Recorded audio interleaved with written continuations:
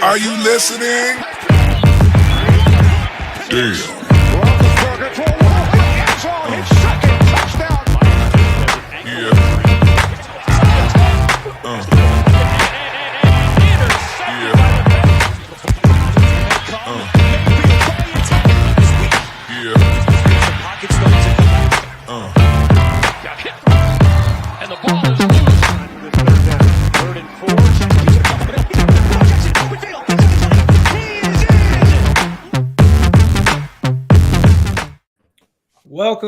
Welcome to the AFC North Talk. Thank you guys for pulling up. Today is going to be the defensive tackle or interior defensive lineman review.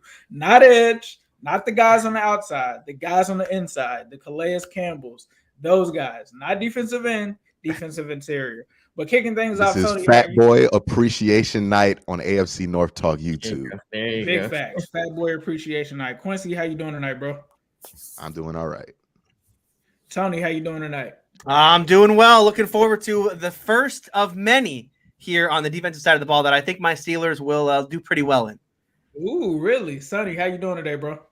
The Steeler fan had to, start yapping. We put up with a lot in these rankings, and we knew, we've taken some steps back here and there. Defensive line is one place where Steelers stay winning. But I will say this before I put it to you guys.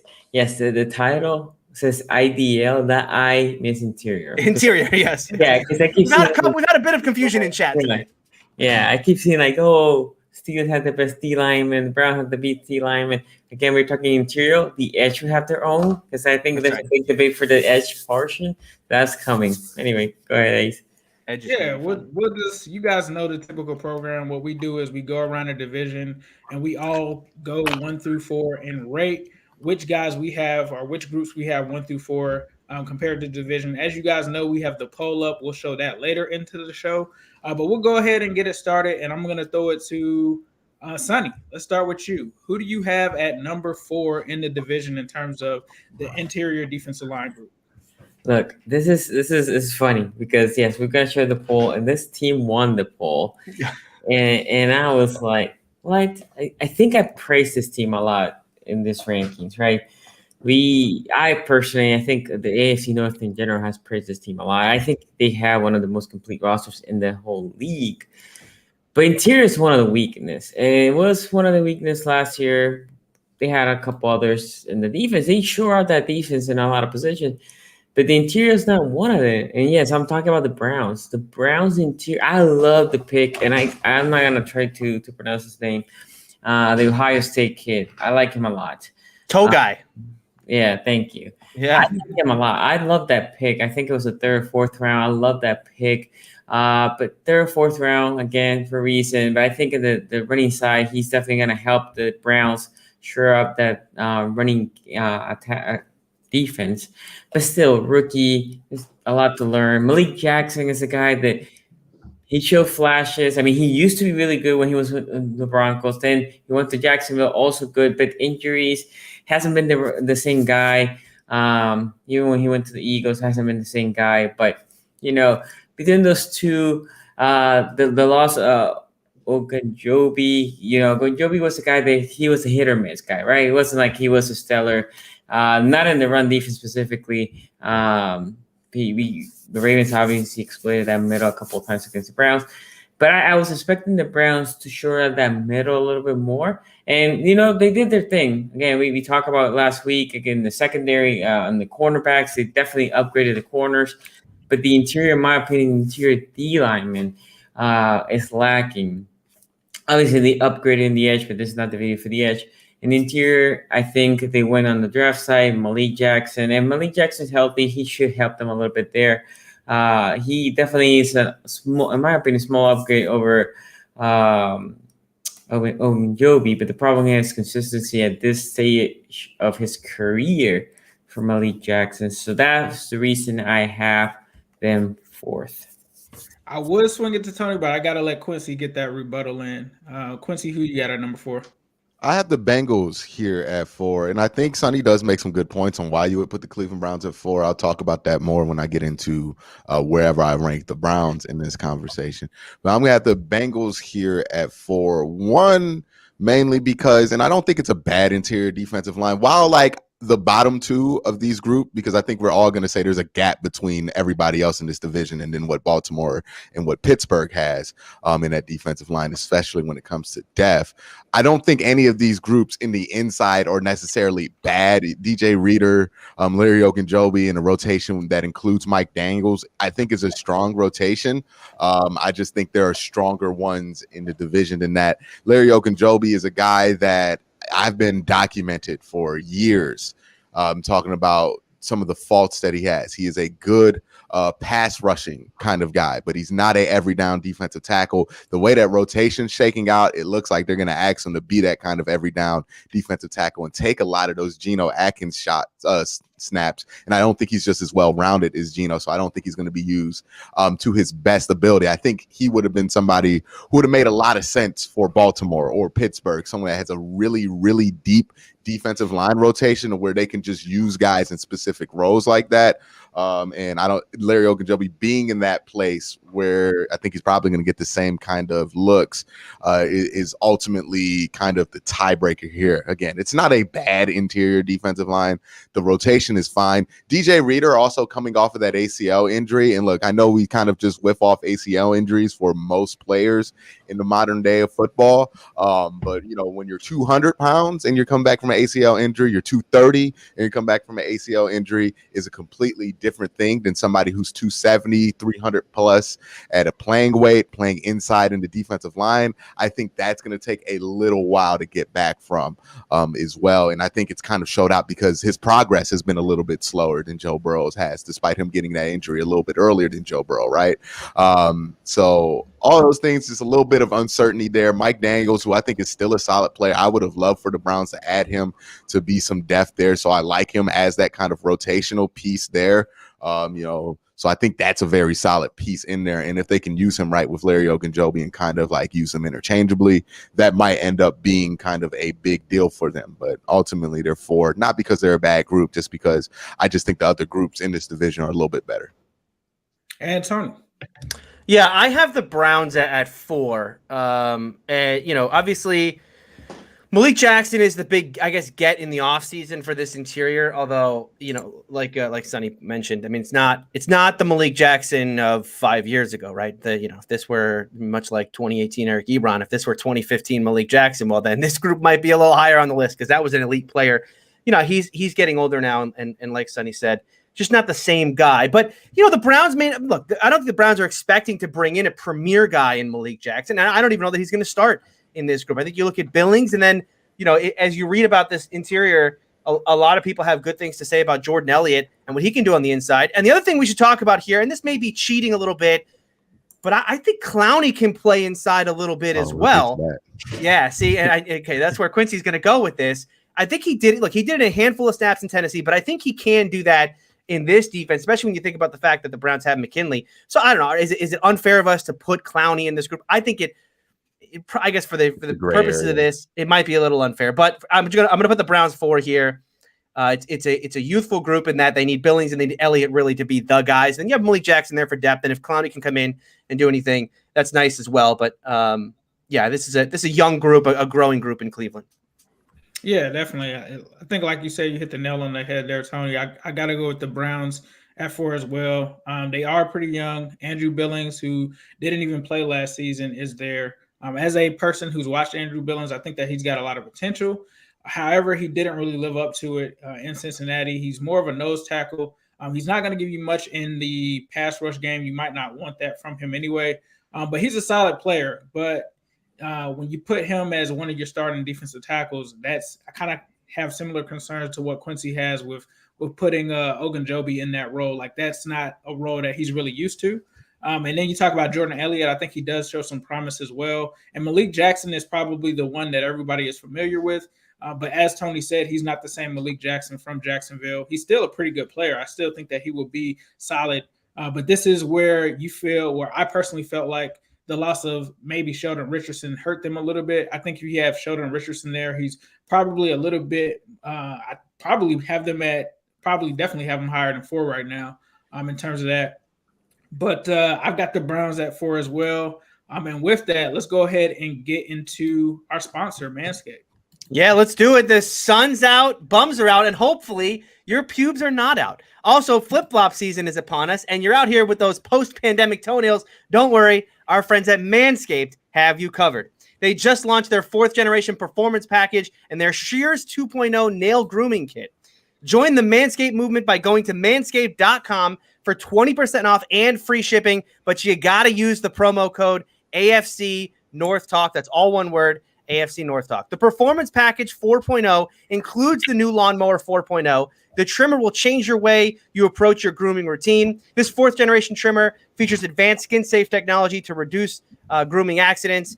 You don't want your ingrown hairs or snags on your boys before each season. This Lawnmower 4.0 has a 7,000 RPM motor and an on-off travel lock and gives you the ability to turn that 4,000K LED spotlight on and off. If the power goes off in Texas again, you'll be able to use that lawnmower to illuminate your way through the world. It's also waterproof, so you can trim in the shower and not worry about your cleanup on aisle D.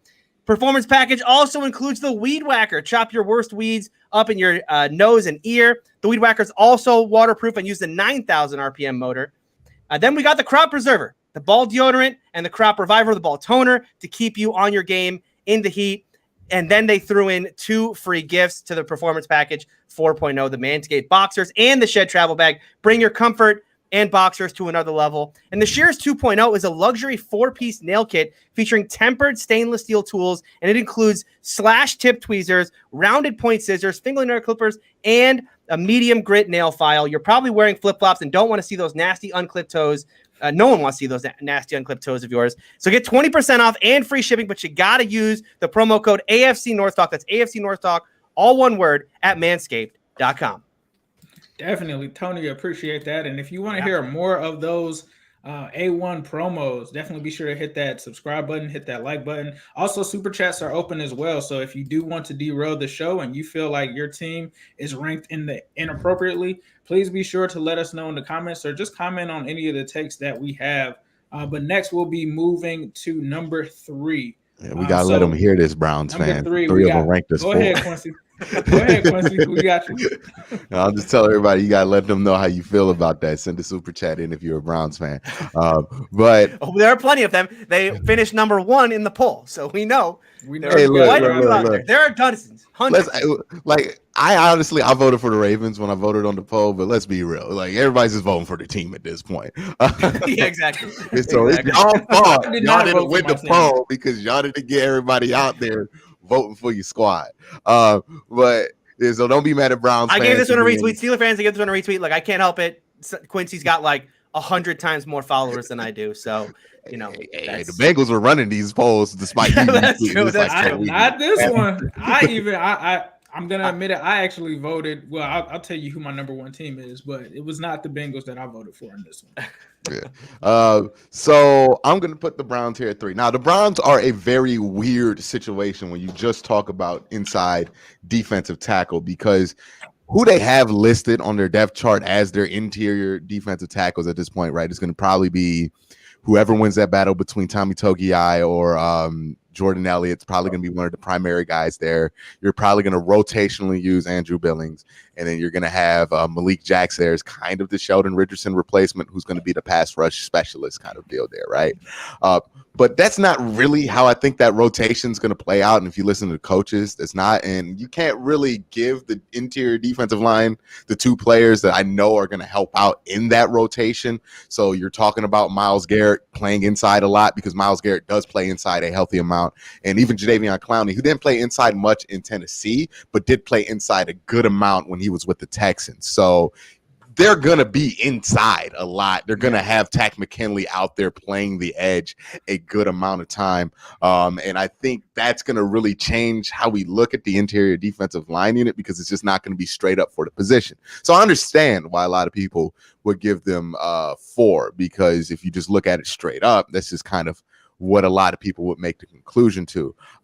This is going to be the biggest test of Andrew Berry and his ability as a GM. I know he's gotten a lot of praise, and I think a lot of that's deserved. You look at some of the contracts he's been able to get, some of the early signings in his first year, but I think this is a real test of his mettle, because if you look what he did out here this offseason, he really freed up a lot of space to get some of the young guys that he's drafted to play defensive tackle some playing time. We're talking about Tommy Togiai. We're talking about Jordan Elliott.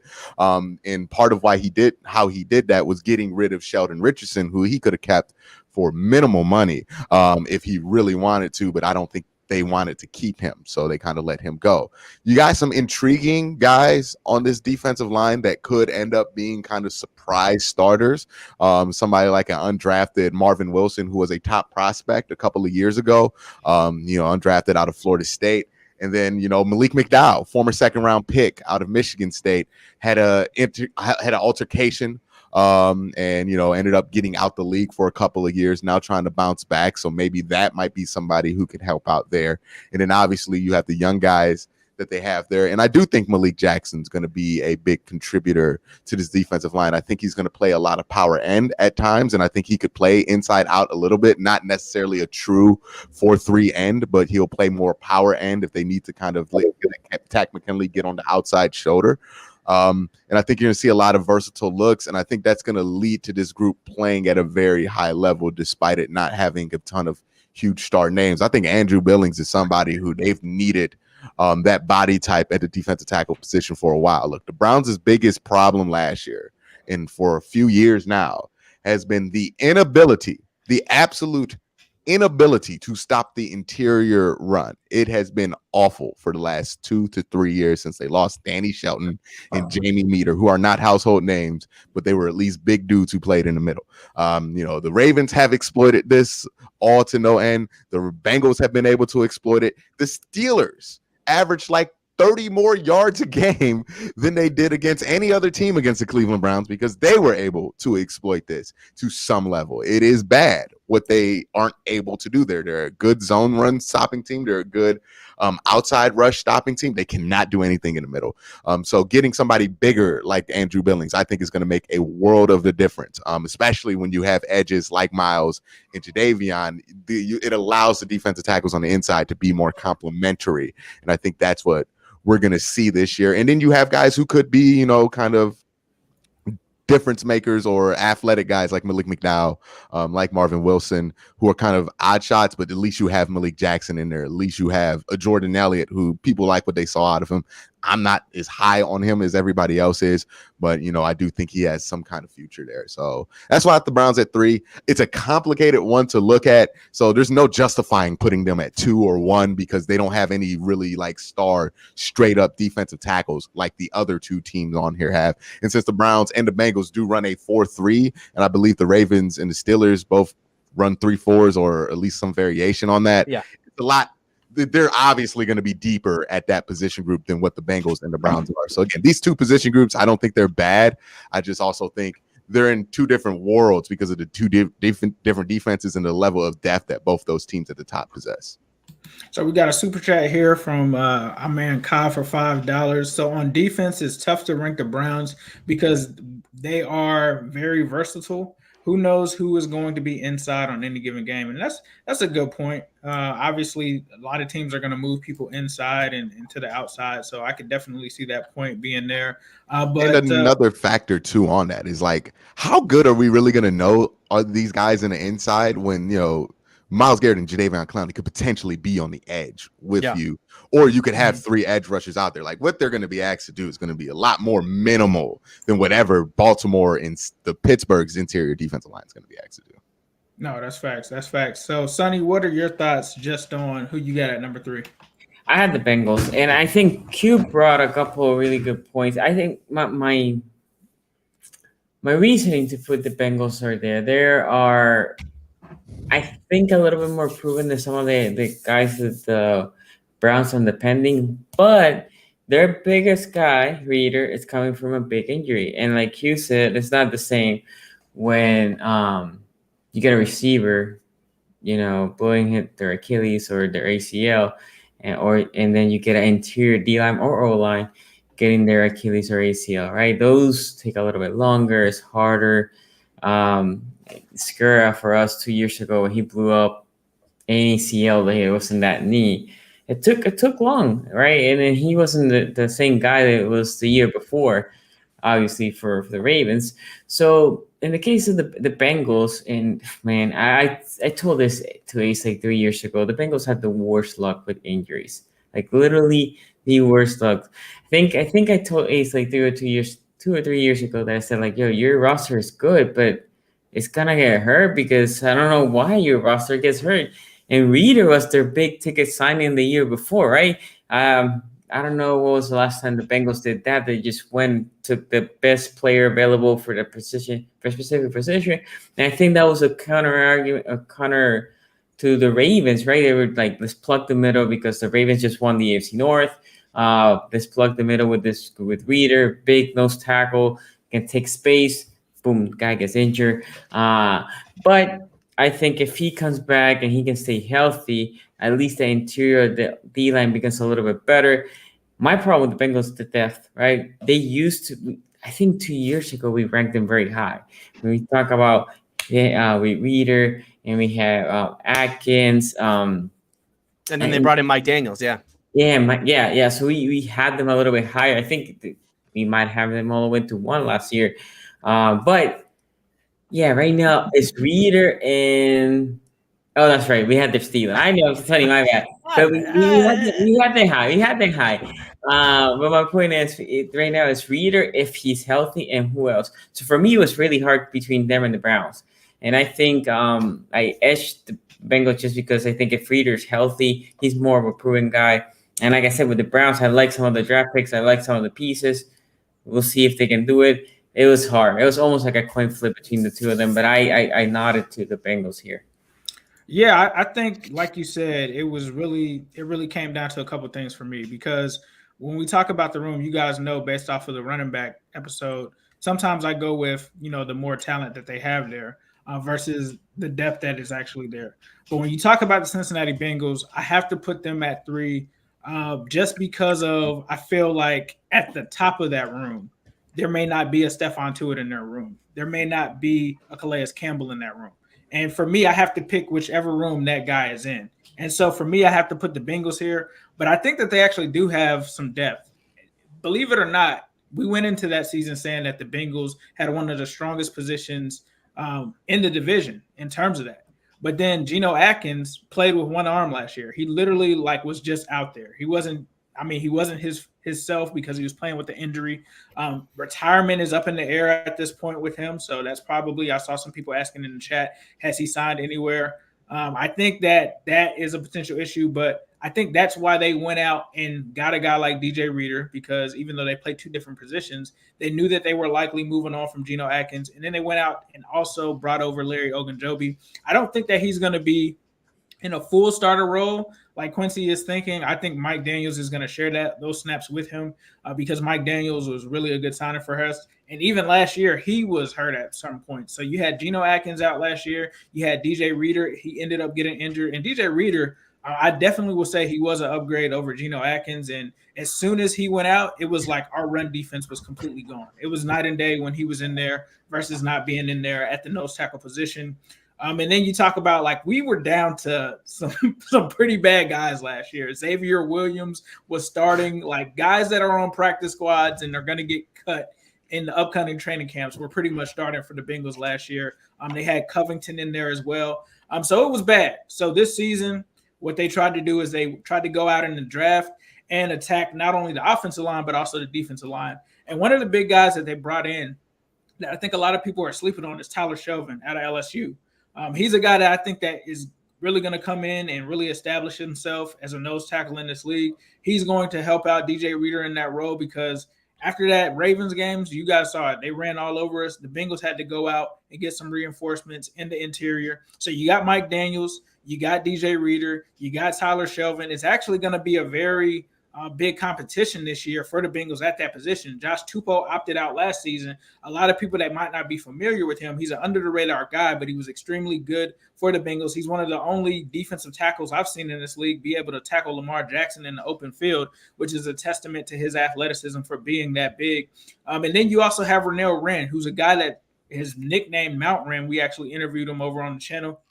And he's coming in, but he's a guy that's a massive body, but he hasn't had the chance to really prove it. And last year he went down with a season-ending injury before the season even kicked off. So this is actually going to be a really tenacious battle incoming here for the defensive tackle position, defensive line just in general, just because there's a lot of question marks, but there's a lot of guys and a lot of talent over there. But then at the same time, I still can't say that there's a Stephon Tuitt in that room. I can't say that there's a Cam Hayward, and I can't say that there's a Calais Campbell. So for me, the Bengals are number 3. And with that, I'll toss it over to Tony.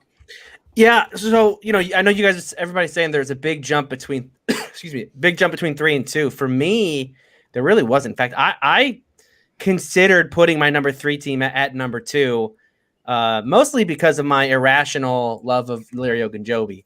But the Bengals are my number 3. Sides of the spectrum here. DJ Reader, for all the reasons Ace talked about, DJ Reader was a monster in the run game for them last year. And the Bengals did not have a very good defense last year. I think DJ Reader was a bright spot for them for the first quarter of the season. Their run defense was not good, but it was about average, about 18th in EPA per play in in rush defense. That was weeks 1 through 4. Once Reader went out of the lineup, they fell off. They were one of the worst groups, I think 26th, 28th in the league in EPA per play and run defense without Reader. Obviously, there's a lot more that goes into that, but Reader was a big part of it as kind of that run stuffing, big guy in the middle, space, the space taker in the middle. So they need him back, and they need him back healthy. And like Quincy said, look, it is tough to come back when you're that size to come back from a knee injury like that. But for me, it's always like the modern medicine is amazing, and guys come back from stuff all the time, and they come back better. So I'm not going to hold that against him. And then we talk about Larry Ogunjobi. Look, I love that he's finally going to be able to play in his true natural position, which is as a 3 technique, not next to Sheldon Richardson, who was there like interior premier pass rusher. Ogunjobi's going to be next to a guy who's going to be that the guy who's going to take up space, and Ogunjobi's going to be to use the Bill Cowher term, rush the quarterback. That's Larry Ogunjobi this year. Now, I have to admit that even though I do like Larry Ogunjobi a lot, now, you watch him on tape and there are those sparks. That's all that there's been so far. He's been through multiple coaching staffs. He's had a contract year, and none of that has seemingly got him over the edge. So, very easy to admit that I'm wrong here, and that's why I'm going to put them at 3 and not overtake the Ravens here, which would be I guess kind of crazy, especially when you consider no one else here is even considering the Bengals even close to the Ravens. And then, Mike Daniels is a nice piece here. Ace, I know you say that Ogunjobi and Daniels are going to split time here. If I'm the coaching staff for Cincinnati, I want Ogunjobi out there. Again, I think you got a young talent like that who I think still, you need him turn the corner. I think you want to get him reps. You want to get him out there as much as you can and let him show what he is. Because in Mike Daniels, you got a veteran, you know what you got. He's a nice player, but he's never going to be anything more than he is right now. Whereas with Ogunjobi, I still think there's still something left to unlock there. So I got the Bengals at 3. No, I'm not saying that it's a super gap for me between them and the Ravens. It's just, we don't have a Calais Campbell. That's all I can say. But we got another super chat here from Billy Joey. He says, guys, we are less than 10 weeks away from week 1. Let's go. And I'll let Sonny say that end there. Black Nation, baby. By the way, I know my guy here, Billy Joey, is excited because England is playing tomorrow. Is it coming home, Sonny? Is it coming home? I don't know if it's coming home. I didn't know they had never won. You can't live in London and not think it's coming home. Yeah, I wouldn't consider this coming home, Mike. Yeah. We're bringing it back. Fish and chips. It's you. Let's go. What's the team's name out there?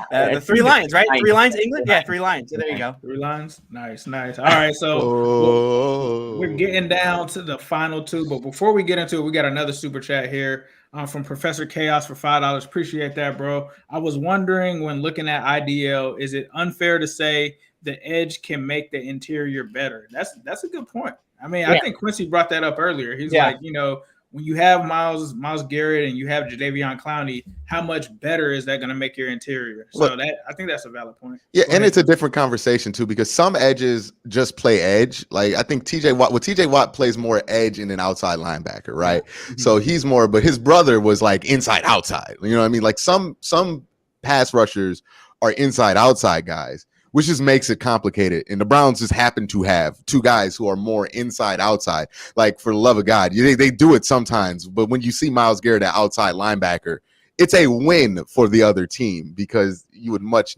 rather have Myles Garrett on the defensive line. But that's kind of why it makes it so complicated for the Browns specifically. It's just because their two best pass rushers, presumably, right, assuming that Clowney's going to be healthy, are both inside outside guys. So they're going to take a healthy amount of snaps and inside. Myles is one of his best pass rush moves is going from A to C from the inside. So it just makes it weird, but we're kind of edge, and we kind of have to separate that pile, right, at some point.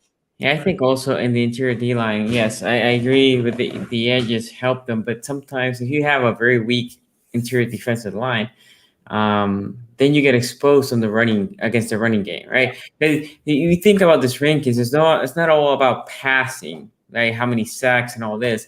There's the running component, how good that's your first wall, right? Because if you have a very weak, that's an easy 3 yards like that. If your interior is very weak, that's easy 3. They can just run it through the middle. If your outside is weak, well, yes, that's bad too. But running to the outside takes longer to get those 3 yards than just doing it through the middle. So there's also other components. It's just we're just geared to think sacks and pressures, and the interior is usually you don't have an interior D lineman that just stack the quarterback on big rates. Usually you just want to make sure at least for me, the interior D lineman, if they do a great job, if they basically sucks the O-line, right? If the O-line has to commit double teams in the interior, now that frees the outside to pressure or to sack the quarterback. That's what I want that's for me is if they do that job, you're doing a great job. That's just. I think you're absolutely right. I mean, you can use this, and I think this will. When we start talking about the edge position, I think you will see some people on this show talking about the interior of a defensive line helping out the exterior, right? So this can be used against an edge rusher as well. But you can do this in a lot of ways, right? When we talk about running backs, it's again trying to separate the running back from their blocking is a whole process in and of itself. And to a lesser extent, when you're talking about safeties and corners, right? I mean, a corner's job is a little easier if they've got an elite safety behind them that's sideline to sideline that they know. Yes, right. Pass rush can help out a corner. All of that, it's all together. I mean, it is hard in that way, but you like Sonny said, you have to separate out, and judge it on its own merit. No, that's facts. And we got 200 people. Quincy, I don't know where you're going with this. No, it's not against you. It's not against you. Hold on, my bad. Ace. No, I just was scrolling through the comments, the live chat. And somebody was talking about, I don't know if Lamar, I'm pretty sure Lamar's probably done something to Clowney, but somebody said Lamar made Myles Garrett look bad or make them look silly. Citation needed, sir. I need that clip because if that clip existed, I assume I would have seen it somewhere, right? Like I follow enough Raven fans that if Lamar Jackson ever made Myles Garrett look silly, that would be all over the internet. I know you guys would not be shy about sharing that one because y'all share that Pookie Brown catch all the time. So citation needed in the chat. What are y'all talking about? Might get put in timeout. Quincy might put you in timeout. But we got 204 people watching right now. I'm only seeing 67 likes though. So please hit that like button. Unless you like the Patriots. You can get out of here. But if you guys love this show and you love doing something and you don't want to send in a super chat or you can't do one right now, hit that like button. It's free. It helps us out. It helps grow the channel. And also be sure to hit that notification bell as well. So that way you know when we go live. So you can always catch the show going on week to week. But let's go ahead and get into the second place team. We will start here. We'll start with Tony. Who you got at number 2? Yeah. Number 2 for me is the Baltimore Ravens. And I need to pull up my notes here because I went to the chat and now I'm lost. All right. We'll start with, look, this is a group. It's just a well-rounded group. What you like about the Ravens, and I guess you could say the Bengals group is well-rounded as well in that, I like it personally because I like Ogunjobi. But when we talk about the Ravens, we're talking about a legitimate, 3 guys here who are all very good at what they do. First of all, Calais Campbell, the superstar of the group. Getting older now. Yes, we said this last year. That was the big worry when they acquired him. Hey, he's getting older, but age is just a number, okay? Because he's still playing at a high level. He's still got it. Yes, yes, it was a down year from what he was in Jacksonville. But I think Sonny will talk more about this. It was a different role, I think, from what he was asked to do in Jacksonville. And in that way, he did his job. He clogged the running lanes. He stayed disruptive as a pass rusher. and was still the best defensive lineman the Ravens had last season. Derek Wolfe, look, I know I criticized him a year ago. I said he was the classic, like, pressures to sacks don't make any sense, and that number's coming way down. It did come way down. His sack numbers fell back down to earth with just 3, where it was like 7 or 8. But he's still a really good run defender, and this was a top 10 run defense last year, mostly because of the 3 guys up front. I mean, look, I know Ravens fans want us to believe that Patrick Queen and the 100 and whatever tackles he had was all fantastic, but really, when we really look at the tape, what made this run defense work were those was that interior of the defensive line. And of course, we have to talk about Brandon Williams here too, because Brandon Williams has been around forever. Another guy getting up there in age, but still playing at a high level. I think the Ravens are a team, and we'll talk about this with the Steelers as well. Look, these are not exactly young guys. We're not talking about 22, 23, 24-year-olds on this defensive line. These are all guys who are aging and who are not going to be here, likely even 2 years from now. So a guy like Justin Matabuke, I think, is going to be big for the Ravens this year. They need him to step up and take a bigger role on that defensive line. But overall, you just look at those top 3, Campbell, Wolfe, and Williams. It's a solid front, and I know that they're not a great pass rushing front, but and Sonny's talked about this a lot, about how the Ravens get pass rush in other ways, with blitzing and whatnot. They want these guys to clog up, take up space, and especially be stout in the running game, and they are absolutely that. Yeah, I have to agree with you on that. I mean, the Ravens, when it comes to Calais Campbell, like you said, Father Time, somehow he's evading Father Time at this point. I had Fred Johnson on the show a couple weeks back, and we asked him to name some of the most terrifying defensive linemen that he went against, and you should have just seen his reaction to when he talked about Calais Campbell. Calais Campbell, That guy is 6'8". He just doesn't have a normal NFL body for a defensive tackle. Let's just start there. And he's just going to always be a guy that can completely wreck a game plan. So you got him. You also have Williams as well. Justin Matabuke, as Tony touched on, they're going to need him to step it up. I'm fully confident that he can do what it takes. And then you got some other guys over there, Derek Wolfe, some solid depth. But it all starts with Calais Campbell, and we're going to ask the same question again. Is Calais Campbell going to be able to keep it up? He showed it last year. We'll have to see if he'll continue to do it. I mean, I felt like he was old when he was on the Cardinals, and he was still somehow making it happen. So I will not doubt him anymore in terms of Calais Campbell. So I'm going to go in on that. Before we get to our next 2, we just got a super chat here. From big super chat. Appreciate it. 54 for $19.99. Appreciate that, my guy. Evening, guys. Curious how you guys rank the position when, especially for the Browns, you have multiple guys playing inside defensive line and edge, or even flexing out to outside linebacker. We have Tack, Miles, Clowney, and other guys who could take snaps at all of these positions. We did kind of answer this a little bit earlier. It's an argument that could go both ways, right? I think Tony and them all hit on it. You can make the same argument for the edge and the interior guys, helping them out. And it's hard to separate them, but what we're trying to do is strictly just go off of these actual positions, right? You can make that argument for corner. You could make the argument for quarterback in terms of receivers and their production, especially if your quarterback's Mitchell Trubisky. But let's go ahead and get back into it. Go ahead. Yeah, I want to say one more thing on that. I think with offense and defense, this conversation of when we're going about position groups is going to be a little bit different because the nature of defense, you're going to have more versatile players on defense. It's not unusual for somebody to play 2-3 positions. And the way that the Browns are structuring their defense out here, it's going to be a weird conversation even when we get to linebacker, right? Because there are fronts out there that I'm pretty sure they're going to have John Johnson playing linebacker with Jeremiah Owusu-Koramoah. And where do you put Jeremiah Owusu-Koramoah in this conversation? Because where is he going to be a primary snap taker? They're saying will linebacker right now. But versatility is just more common on the defensive side of the ball. So we can account for it somewhat and say, hey, look, they're going to be better than the sum of their parts because they do have Miles helping out. They do have Jadeveon. But, I don't know if we can count them as full members of that room, and if that would be fair to the other teams that do have full-time defensive tackle members that are stars at that position solely. Yeah, no, I agree. You're always going to have the NASCAR packages and stuff like that. I mean, even the Bengals, you could see Trey Hendrickson. Apparently, I don't know why, but apparently they want him to rush from the inside. I'm not sure exactly why, but you just never know with those packages. In the NFL, you always got to switch things up. You got to keep offenses guessing, and that means putting a Myles Garrett at defensive tackle, or putting a Trey Hendrickson at defensive tackle. You might even see J.J. Watt at defensive tackle. It really is a versatile league for sure. But let's go ahead and continue with number 2. Quincy, who you got at number 2, bro? Man, I'm tempted to put this team at 1, but the way their season ended and the way the last thing that I remember of this team, it was this defensive line just not being what it was. Do we have to do this? Do we have to? Do we have to do this? I'm sorry, I wanted to, but I couldn't justify. I was like, yeah, they probably should be on paper. They should be number 1. But the last time I saw this, I saw not Calais Campbell, my bad, Cam Hayward and Stephon Tuitt do absolutely nothing against an injured Cleveland Browns offensive line.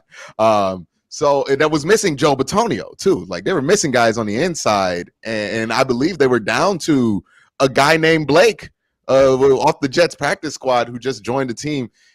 And I know it's a fun story and whatever, and there's a ton of fun stories in that game, and it's fun to like pull. Yeah, a lot of fun stories in that game. It is legitimately fun to pull Tony Shane, but the ideal that somebody off of the Jets practice squad could survive in a game where the Steelers defensive line is out there is a little bit ridiculous. So the fact that did happen does kind of affect how I view this defensive line when it comes to aging, because whether like it or not, last time I saw the Ravens defensive line, I did not think that they were starting to look old. The last time I saw the Steelers defensive line, I felt like Cam Hayward started to look a little old there, and that's a big factor in why I'm here in saying this. Now, I'm not saying this solely just to mess with Tony. Yeah, you are. It's okay though. I allow it. It is fun. It is fun. Look, this is a very good defensive tackle room. I really like what they have to do. They have a strong rotation here. Ultimately, I just think the Ravens have a better and deeper group than Pittsburgh does right now. Oh yeah, that hurt. That did. It's all hurts. This whole segment hurts. This is supposed to be fun. A unanimous number 1 vote, and I just ruined it. And here we go. And here we go. The fireworks are about to begin. But if they don't make this is unfair, but maybe if they don't make the playoffs, maybe if they don't play that wild card game, I don't think this of them. But I'm sorry. I like that take. Last time I saw the defensive line out there, I was in shock with how bad they played in that game, and that just left the taste in my mouth that I could not wash out. And the Ravens just did not have that bad of a game on the defensive line, at least. And I know you guys are going to say this is completely unfair because you did not do this to Lamar Jackson when you ranked him number 1, because he did have a pretty bad game against not Tennessee, but Buffalo, or, the Browns, or whatever, the wide receiving room with the Browns, because they didn't have a great game against Kansas City. And to that, yeah, I say that is fair, and I'm probably being mean here. Y'all know I don't like the Steelers. I've hated the Steelers since day 1. Why is this a shock to y'all? I don't know. It's not like I'm trying to hide it. But yeah, last time I saw the defensive line, they look terrible. So that means they're old, decrepit, and they stink now. Number 2. Yeah. Old slow is over. Warren Sapp just showed up to the show. It's over. It's over. Old slow. Yeah. He was siding with the Steelers over the Bengals, slow, and then he comes out of shape. They're terrible. They're terrible. Number 4 for the Pittsburgh Steelers right here. Now, number 2, they're a really good unit. I like what Baltimore has there. And you guys know my boy Justin Matabuke is on the Ravens. No, they're okay. Yeah, that's true. I didn't consider that. Larry Ogunjobi. By the way. No, Larry Ogunjobi is the opposite of my boy. He has pushed his hairline back at least an inch over the last 2 years by not being able to stop an inside run. No. He's why the Bengals are 4. I was reminded that Larry Ogunjobi plays there now. I was like, nah, I'm not putting Larry Ogunjobi over the Browns. All right, and then we're gonna wrap it up with my man Sonny. Sonny, who you got, bro? Dude, I have actually gone back and forth with this. Don't do it, Sonny. The reason is, this is the reason. I'm gonna ask a question here. Is Jacksonville a good rushing team? Jacksonville, the Yeah. Jaguars. No, they were pretty bad. I believe PFF had them ranked 25th. Okay. They had a good running back though. James Robinson was a good running back. I would say that. That is right. They had James Robinson. And then the Colts a good rushing team. I can't remember. Actually, yes. Quentin Nelson. Okay. Yes, they were good. Okay. I don't know where else you're going with this. Were the Bengals good? All right, we're going to talk about the Monday night game. Bengals were not a good rushing Ryan team. Finley got especially some at that point. yardage. Ryan Finley did have. Ryan Finley went about Another 29 bit. untouched. They were But I don't running know that I Lamar put that on the play. defensive line. I don't know about the So defensive I will say from the last 7 games, and this includes Bengals, Browns, one of the best rushing teams in the leagues. Colts, Buffalo was a horrible rushing team. They all rush over 100 yards against the Steelers, and this is where I'm trying to figure out where to put the Steelers here. Because look, the Bengals, and this is not only when because the Bengals actually won against the Steelers, right? But even in the game that the Bengals lost, they rushed over 100 yards against the Steelers. No Joe Mixon in either of these games, right? But they still were able to clip over 100 yards. Yeah. I'm struggling because what the Steelers do have, they have the numbers in sacks versus the Ravens D linemen. They don't have those sack numbers.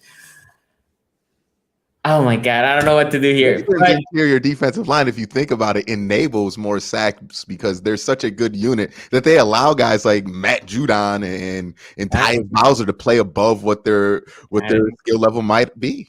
You know what? Do you think, by the way, when we think about those games, do you think that the injuries to Devin Bush and Bud Dupree and Robert Spillane had anything to do with the Steeler pass rush? They don't play inside. Maybe. They might have had like a little bit, just a little bit, like both. Devin Bush got to do both inside. Oh, and then when Vince Williams went down, that also Vince Williams. They were down to Marcus Allen and Avery Williamson. Do you think that might have had an impact? Injuries Is this defensive tackles that we're talking when about? Cassius Marsh came in the playoff game, that might have had an impact on the run defense. I don't know. These are I'm just thinking out loud. I'm thinking out loud. But here we're talking about Bengals with no Mixon. P-Ron's not bad. He's not a star, but I agree. But we're talking about the Steelers fan will tell me Steelers. We had the best D line, one of the best top 3 D lines in the whole league. You're not wrong. You're not wrong. Right behind Washington and Tampa. And you're gonna say P-Rod is a guy between P-Rod and Gio Bernard's gonna eclipse 100. It goes from best defensive line in the league to, hey guys, we didn't have Vince Williams out there. And a long list of guys we didn't have out there. Vince Williams is a good run stopper. I mean, he's the thumper. They didn't even get to Vince Williams because you got the best interior defensive line, right? You had they were all healthy. You need Vince Williams to clean up when you have Avery Williamson cleaning up. It's not the same. It's just not the same. It's just not the same. About to implode. I mean, the Ravens out here, they feel comfortable pass rushing with literally whoever they want because their defensive line inside is so good. I mean, they got Patrick Queen out there running around not knowing where he's going. They ain't worried about nobody cleaning up. Well, listen, would you rather have Patrick Queen or would you rather have Avery Williamson right now? Okay. I think we all know the answer. Let's see. Avery Williamson is not in the league right now, and Patrick Queen is going to start on the Ravens team. So, or linebacker, though. The difference between not being in the league and being in the league, it's very thin. Like Michael Smith was like the number 6 coverage linebacker in football this year. He wasn't signed till September. Like, it's a very thin gap there. Are we going to put Avery Williamson on that list? On what list? Right, the list of guys who are just too good to not be signed. He'll be signed. I'm gonna go Steelers second. You know. I know you're gonna go Steelers second. I don't know why you wrote this out so long. Of course, you know what? The Steelers, the Ravens, and it's because on the running side. I think the Steelers started strong.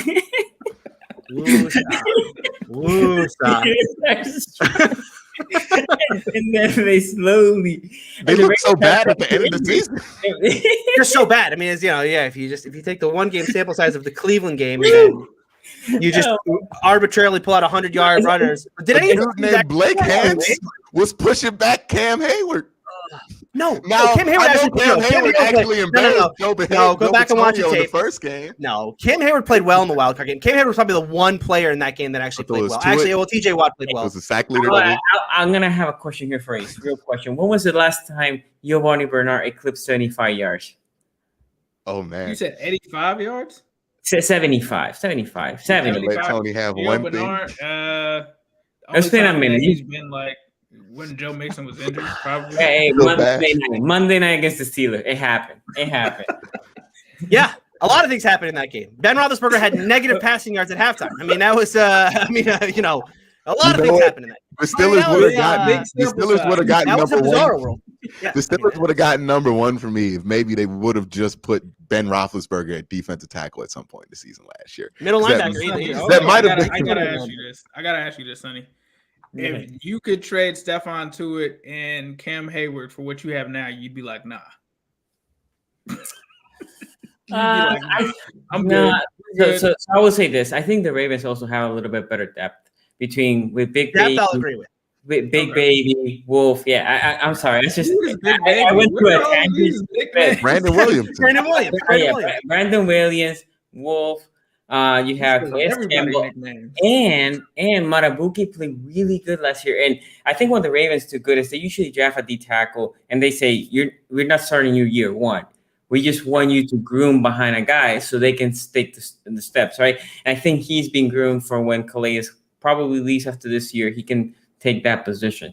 So the Ravens have more depth than the Steelers. For me, it was hard. It was equally as hard between 3 and 4 than 1 and 2. I actually think Quincy convinced me here because I was about to put the Ravens 2, and Q just gave me some great pointers to put the Steelers number 2. Great points. Yeah. Great points. So we actually have to credit Sonny with derailing the show with that one, but we'll get into some of these super chats here. Wait a minute. Oh, I mean these made up stats. Okay, do the super chat. Do the super chat, and then all right, we got a couple of them to get out.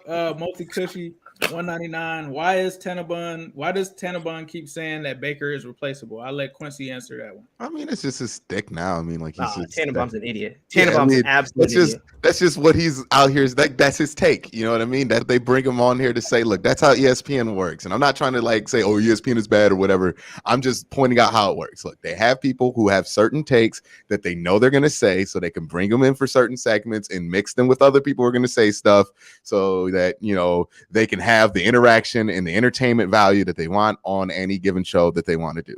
That's Mike Tannenbaum's take. That's the one he landed on. That's his gimmick. It's like pro wrestling.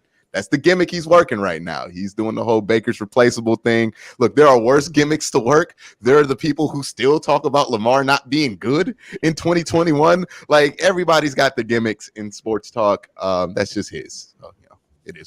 Facts. We got another one here. We got more?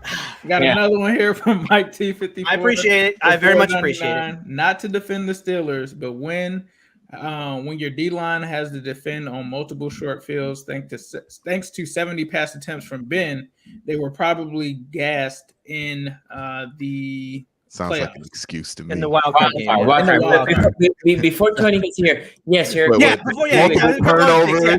A couple more before I report. I agree. Let's get a couple. That's not a good excuse. Let's write these down. Sonny, let me get a pen and paper so I can write these down. I was going to say is, yes, he's right about D-line, but we're not talking about D-line. We're talking interior defensive line. Just you know, we're trying. Okay. Let's talk about some of these games that Sonny brought up. Sonny brought up the Cincinnati Bengals game and talked about how the Bengals had 150 yards in that game. What he didn't mention, is the number of carries that they had. Like, remember, the Bengals were up the entire game. They were up 17-0 in that game. They were basically of course, Ace will tell us all about it. They were trying to run out the clock from like the word go, because Ben gave them as many freebies as you possibly could. The Steelers in general just gave him as many freebies as you possibly could. Gio Bernard ran for 80 yards in that game. Yes, he did have more than 75 because he ran the ball 25 times. He averaged 3 yards a carry. Listen, if a running back's going to average 3 yards a carry, that's a good thing, not a bad thing. The reason why they give up 100 plus yards is because of freaking Ryan Finley, which again, Ryan Finley running, not the defensive line. That was a linebacker responsibility. Now, hold on. I got one more. Are you scared of Finley throwing the ball? What do you mean? I want my linebacker to listen on a read option. I want my linebacker to. There's a whole bunch of problems with read option in Pittsburgh. We're not going to go down that rabbit hole. The next thing we need to talk about is the Buffalo game. What happened in the Buffalo game? Oh, right. Josh Allen ran for 30 yards in that game. Okay. Mm-hmm. So once again, that's not on the defensive line. It's more on the linebacking court. Linebacking has some injuries. Okay. And then at the Colts game, legitimately, they were not good in that game run defending. Although great offensive line, great run game in general. Jonathan Taylor, at the end of last season was a very good running back. So. And then with the wild card game, listen, you want a one-game sample size, the Steeler defense? You could say the Steeler defense in that game, if you want a one-game sample size it, the Steeler defense that looked like the worst defense in the league that game. And they couldn't stop anybody in that game. So, Anyway, where were we? One more super chat to get to from my man Lumberzak for $5. Appreciate that, bro. He says, all the Steelers hate is so grossly biased. No one is touching on this show. On this Tony's we're moving into number one. So give us the case of why the Steelers are number one for you. I agree. Wait, hold on. I agree with my guy here, Mr. Lombarsak. Steelers D-line might be number one. The whole D-line. We're talking interior D-line. Interior is the best. Interior is the best. Let me tell you why It interior might is be the the best. Okay, strength first of of it. all, let's talk about Cam Hayward for a second. Cam Hayward, in my opinion, over the past 2 years, has been the second best interior defensive lineman in football, behind only Aaron Donald. In fact, look, it is too bad you play. It's too bad that if you're an interior defensive lineman and you play in the same era as what? Chris Jones? Chris Jones, yeah, I think he's been better. If you look at his numbers, look at what Cam Hayward's done as a 3-4 defensive end. Okay, in the same 3 years, he's been even better than Chris Jones. And he did have, people will say last year Cam Hayward had a down year. But you guys know I'm not a sack guy, so you can look at his sack numbers and say, wow, I went from double digits down to what, 4, 5 last year. No. Third in pressures last year. My boy Cam Hayward kept that. Look, he was a dominant player for the majority of last season. Now, yes, in the playoff game, he didn't make his presence felt, although I don't think he had a bad game. He just wasn't dominant. He was 9th in stops, which is a new stat that PFF just put out, stops is such an interesting stat because the tackle numbers, to me, tackle numbers are out of control. People bring up, this guy had 100 tackles. Okay, where on the field? You made a tackle 20 yards down the field. I mean, it's better than not making the tackle. But that's hustle. Yeah, it's a hustle play. I want to know how many times did you actually make a play that make a tackle that was successful? That's what stops attempts to do, PFF's stat, which is to measure success rate when you made a tackle. Cam Hayward 9th in stops of all interior defensive linemen. He is 32 years old, but he doesn't. To me, I know Quincy, you say he looks like he's getting old. I disagree. I think he's a guy who's been playing very good for the past. I mean, look, this is a guy who's really come into his own since 28 years of age. The last 4 years have been the most dominant of his career. He is 32 though, so age has to be a concern there. But like Calais Campbell, again, you got to see it on the field before we just say this guy's falling off. Now Tyson Alualu on the other hand. This is a guy who's he's up there in age as well. But what a decision the Steelers made a year ago. They lost Javon Hargrave. And we all on this show said, what are they doing not replacing that player? I mean, they didn't bring in a single player last year to replace him. The only player they brought in free agency or the draft was a 7th-round player in Carlos Davis. They instead moved Alualu over. Alualu was spectacular for the first half of the season. I mean, weeks 1 through 7 this guy was an absolute monster. PFF had him as a better interior defender than Aaron Donald. Crazy, absolutely crazy, but that's where they ranked him. Now, the problem for Alualu is he had an MCL injury against the Ravens. He played through it in the second half of the year, but I mean, again, he was just not the same guy. I mean, and then the tape shows it. He just did not have the same mobility, didn't have the same strength at the point of attack. And you talk about the Steelers run defense. I mean, definitely in the second half of the year, for a lot of different reasons, as I talked about, a lot of different reasons it fell off. But I think you can point to Alualu's injury there. They were they were second in pass or in a run defense EPA behind only Tampa, who again probably the best defensive line in football right now. After that, run defense by EPA 22nd in the league. Now, of course, Bud Dupree got hurt in that time.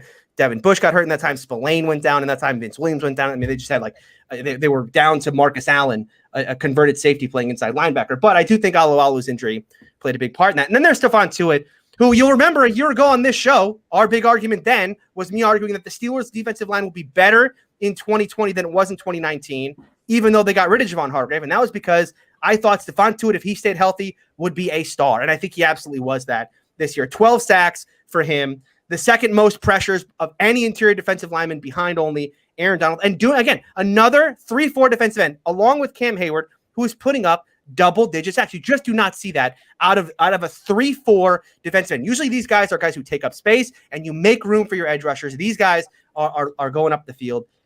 It's very rare that you see these double digits from I think we're going to see it more now, but I think it's been very rare historically. Now, the issue with Tuitt and why people will say Tuitt is not as, not on the level of, let's say, a Cam Hayward or some of the elite guys in the league, is that he freelances too much. And you hear Keith Butler, the Steelers defensive coordinator, talk about this. Tuitt's a guy that's not always going to be, we talk about the Bill Belichick, do your job. That's not how Tuitt plays the game. He likes to just, whatever gap I feel like, that's where I'm going this play. And it does, it causes some problems for the Steeler defense at times. But you're talking about a guy who, when he's healthy, he's putting up 12 sacks and he's had the second most pressures. You will put up with that, as long as he is producing. Very similar, and I don't want to compare him to AB because AB was insane off the field, but on the field does kind of remind you of that, of AB on the field, what routes he going to run? Who the hell knows? But he's going to be open, so throw him the ball. Same thing with Tuitt, right? I don't know where he's going to be, but he's probably going to be disruptive, so let him make some plays out there. Now, the Steelers' depth is a big problem here, and it was a problem last year. I think the Steelers' defensive line, as the injuries mounted and they had to play more and more snaps, they were certainly worse as the year goes on.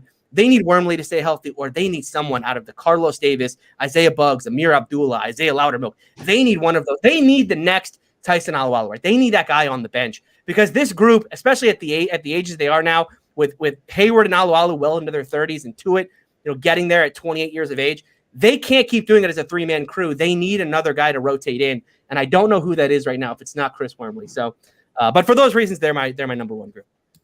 All right, we'll take a quick break real quick. We got a super chat here from Steve Brooks for $1.99. Appreciate that, bro. He says Browns 12-5, Ravens 12-5, Steelers 10-7, Bengals 9-8. I can definitely see that. Have we done record? We haven't done a record prediction. No, that's the last one. Record yet. We'll probably do that before all the those season records kicks are pretty off. fair. Well, I don't want to spoil my Steelers. They're actually higher on the Steelers than I am right now. Oh, So I don't want to. So we let Tony get out his vending there. So we'll go ahead and bounce it to Quincy. It's only right. Hey, what's up, Steeler Nation, guys? All these guys. Boom, get them off. I dropped the bomb in the chat. The chat's been talking about how terrible I am for like the last 10 minutes. But yeah, I stand by it. The Steelers are probably number 2. Ravens are number 1. I like what the Ravens do. When we talk about these games, these lapses, I mean, like, you could probably say the Derrick Henry game was probably the worst performance of that defensive line. And unlike the Steelers, the injuries were actually on the defensive line in that game. I believe Derek Wolfe was the only starter that was playing in that game. So, even though that was the case, I think Derrick Henry's numbers really didn't get going until like overtime. So they did a decent enough job there. I just think overall as a unit, this is probably the most impressive group.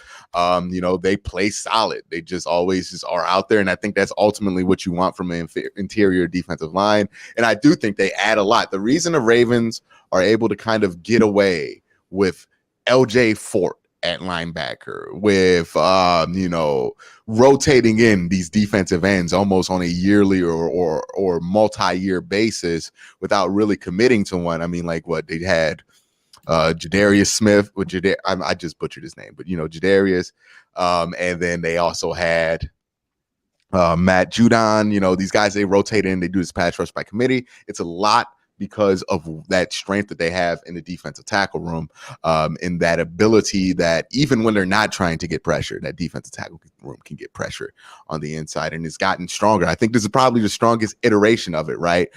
Brandon Williams, Derek Wolfe, what's left of him, and Calais Campbell, who still got a lot in the tank. And you got to commend the Ravens. Look, for like decades, this is like the Ravens thing, is being able to get old defensive linemen and just squeezing out elite years out of them in the back end. This is like every time I would never sign a defensive end that's old and leaves the Ravens, because like that he's truly done at that point. The Ravens have squeezed all the juice out. It'll be like Terrell Suggs when he left. But, if the Ravens sign a old defensive tackle, he's probably going to be good for a couple of years. They have just been very good at that. Reloading, rebuilding. Justin Matabuki looks like he's going to be another star, a guy that I fell in love with off name value alone, because I just felt like that would be a guy that the Ravens would draft and he'd be pretty good. Turned out to be one of my better predictions I've ever done. Don't know what that says about me. But yeah, I do think this is the best interior defensive line. It's honestly, like, we can joke about, hey, look, the Steelers looked terrible at the end of last year, and how they played and do the 1-game sample size thing. But honestly, I do think it's very close between these two rooms, and you can definitely make the argument for either one, right? If you want to just look at production, you want to look at who has the better player or the better two players, the better player, I think you can argue the Baltimore or Pittsburgh can win that argument. But if you look at just the room, the performance of it, the stability of it, the consistency of it, I do think Baltimore deserves to be number 1 in this conversation. I do think they're the best interior defensive line. Look, whenever you play the Baltimore Ravens offensively, that's one of the main things you worry about, is that interior defensive line. And even for the Cleveland Browns, right, who had probably the best running game you can assemble in modern football because of how good the offensive line was and how deep that running back room is, still couldn't consistently get off on the run game versus the Baltimore Ravens, which says a ton about that. And the Steelers did do a good job against the Browns against the run too there, but it was just especially stout against the Ravens. So yeah, Ravens are 1. I know it's slander to Tony. I apologize. and it's not going to get I any expect better. nothing less from this crew. The blatant disrespect of my football team. This motley crew of Steeler haters and Steeler bashers. This group of people who have logos of their favorite teams in their backgrounds, but are so unbelievably biased. That's right. That's right. Yeah, we'll go ahead, Sonny. Yeah. So what I think makes the Ravens number one in my opinion is depth. And look, 2 years ago when we lost to the Titans and Henry ran all over us, the Costa said, "Nah, we need to bolster this D line even more. We need to bulk it up. They cannot run on us anymore." And Ravens did that. And yeah, look, the Ravens will never overwhelm you with sacks, especially not the interior line. What I was saying earlier was example of the Ravens. You watch the Ravens game, you see how Calais sometimes takes 2 blockers, Big Baby takes 2 blockers, and starts getting one-on-one matches for the edge. Our edges are bad, right? There's no other. We'll talk about edges when we get there, but this team, look, Derrick Henry, arguably the best running back in the league, correct? I mean, I don't think there's anybody who will dispute that. I know we have arguments behind the scenes who's number 2, but the Ravens put him in the playoff game to a 40-yarder game, right?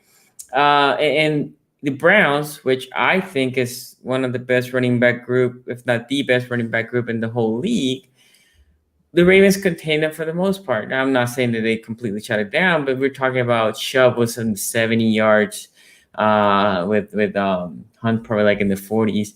And you know, those two are, in my opinion, the best tandem that comes in the league.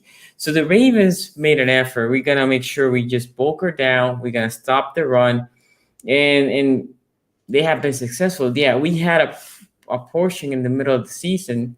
It basically was the whole team, but the D-line was Wolf and nobody. And then Wolf, Marabuki was there, and people that were from the practice squad because of the COVID and all the other stuff the Ravens went through last year.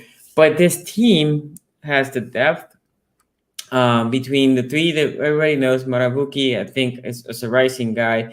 They had Jelly, which is the backup nose tackle. Also, Pat Ricard, which does double duty between fullback and D tackle. And the Ravens, in my opinion, he is better in the inside. Pearl McPhee. Pearl McPhee is a guy that is good for like 10 snaps a game. I'm not going to say here that he's about 10 snaps. Remember when we talked about the Bengals last year? Who was the guy that you guys took for us, linebacker? Bynes. Josh Bynes. I said to Ace, he's going to be good for like 10 snaps, right? He's not going to be good for like a bunch of snaps. If you limit his snap, he's going to be decent. But if not, so that's where Pearl McPhee is. But in my opinion, he's way better in the inside than he's in the outside at this point in his career. So the Ravens definitely had more depth. The Steelers had the bigger name, definitely, in my opinion, right, between Hayward and Tuitt. But I think the Ravens had the more depth. And it looked to me that the Ravens were basically consistent throughout the year. Well, I'm not going to revisit what I said earlier because, yeah, Tony might explode. Mm-hmm. No, I don't know. I'm good. What do you mean explode? I've been cool, calm, collected the whole show. I don't know. What I was gonna say is I don't care if you line Kevin Zeitler up at defensive tackle. I'm still putting the Steelers at number 1. I mean, you talk about Stephon Tuitt and Cam Hayward. To me, I think that's a dynamic duo there. Even though Cam Hayward does run the risk of, you know, playing with Father Time and losing. I mean, Calais Campbell, I think, is probably older than him.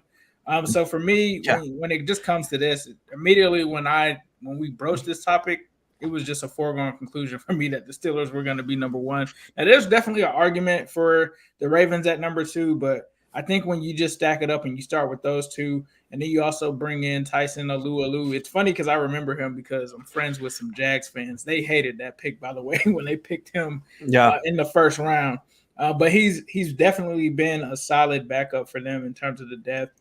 And for me, that's why I got to go with the Steelers at number 1. It's just more talent in the room, and I think that they have the highest ceiling or the highest floor of any team in this division when it comes to that room. I'm with you. I appreciate that, Ace. Well, Steelers need a little love on today's show. I'm not sure. Have we been tracking Yeah. Sunday, the actual ranking here? What is the average that we have? For the defense, so for offense, we finished that one. I haven't added I have them separate. Defense too early to tell, but last week. No, just for this. Too early to tell. Yeah. I like Well, it. Yeah, let's get inside linebacker in before we do the Steelers rankings here. So by the way, I just want to point out, Sonny cited me as a major reason on why he went Ravens 1. Mm-hmm. I went with Ravens 1. I single-handedly ruined the Steelers. No, yeah, you did. No, you absolutely did. And that's fine. And that's fine. Ravens and Steelers tied here for first. Yeah, shocker. And then I'm Pat Beverly, the Steeler fans right now.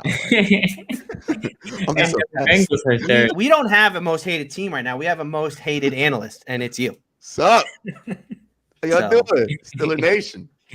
And you said there was a tie at the top. Steelers and Ravens, then the Bengals, then the Browns.